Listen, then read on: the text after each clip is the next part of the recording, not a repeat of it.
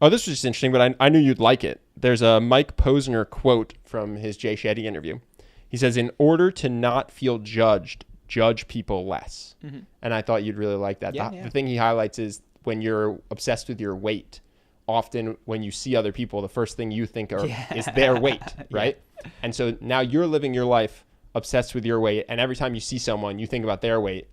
So you start to think that the whole world sees you, and the first thing they think about is your weight.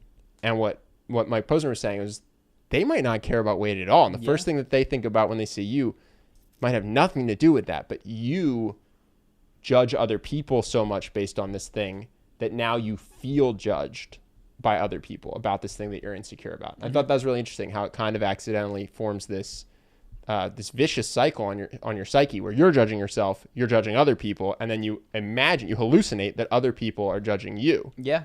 And so he said the cure is to just stop judging other people.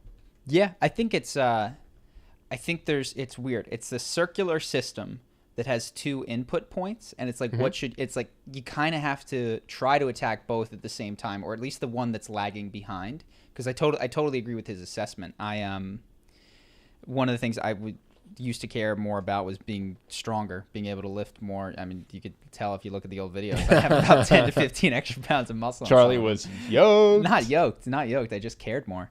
And I can tell you at that point in my life, it was absolutely something that very early in interactions I noticed, particularly about other men, was their level of physical fitness. And today I care less about it. And it's not what registers to me as quickly in other people. Yeah. And I think that the way in for it can be, you could try to do both at the same time, and they both either help one another or hurt one another. Is kind of what I've seen. Did I ever tell you about when I got humbled by a jack dude? No.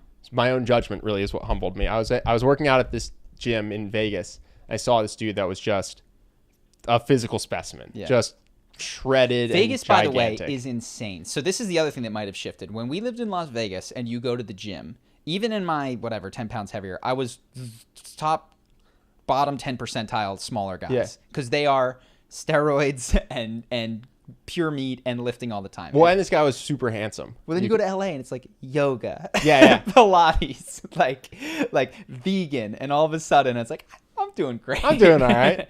But anyway, go ahead. No. So I saw this guy. At the time I was really into weightlifting, and so I identified as a big guy, and so I saw him, and insecurity started to come up, and then I was like, oh, that guy is probably on steroids. Oh, I bet that guy's a jerk. I bet all he does is lift weights. Like, he's not running a business. Like, I could be that big if I'm like thinking all these things to try to put him down so that I don't have to feel bad about being below him in this one area. Well, he was pretty far away when I was making all these judgments. And then as I get closer, he goes, "Hey, what's up, man?" And I turn around, and it's a guy I've trained with in jiu-jitsu who was super nice. He was a white belt, and I was a higher level person. And we trained together, and he was really humble, really nice. He runs a supplement company. He offered me free supplements. And I went, oh, my God. I just spent 10 minutes imagining this guy was such an asshole so I could feel good about myself. And he's really this awesome dude that I've met before. It was really – and it stuck with me. It was really humbling. So now I find myself have a moment where I see someone and I do get jealous or insecure. I can laugh at it instead of trying to put them down in my head. So it was a really useful, humbling experience for me. It's like, just because someone's better than you at something that you value doesn't mean that they're a bad person or worse than you in other areas. I mean, the thing, I think different ways help different people. What has stuck with me recently is that I don't think that I've learned increasingly not to assume that from small pieces of evidence you can intuit somebody's entire life experience. Yep. And it's like, man, if I had what they have, if I was as famous as Justin Bieber or this, but it doesn't take a lot of reading his interviews or whatever to see that Justin Bieber has some tough experiences in his daily life. You know, a year into his marriage, he's like, this is hard, which is code for I spend time not happy with my life. You know?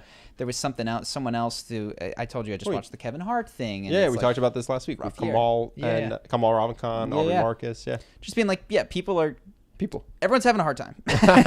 Or not. Maybe it's the person you think is physically unattractive that has a bad job, and you're judging them actually negatively, and they're really happy. Yes. and then the person who's happiest is the one who you think that you're You're better. Oh, I'm so much better than that person. Meanwhile, they're just happy with whatever their circumstances exactly. are. That's more likely. What else you got?